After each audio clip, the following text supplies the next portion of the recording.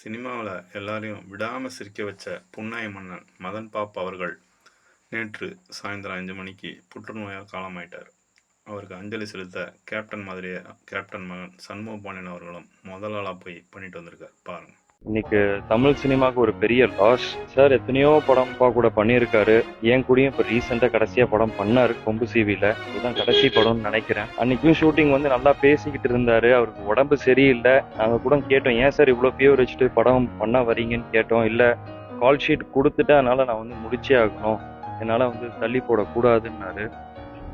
அவர் சிரிப்பால எத்தனையோ பேரை நல்லா சிரிக்க வச்சிருக்காரு. தமிழ்நாட்டு மக்கள் மனசுல நிறைய இடம் பிடிச்சிருக்காரு. அதை யாரும் மறக்க மாட்டாங்க. அவர் சிரிப்பையும் யாரும் மறக்க மாட்டாங்க. அவரை ஆத்மா சாந்தி அடையணும்னு நான் வேண்டிக்கிறேன்.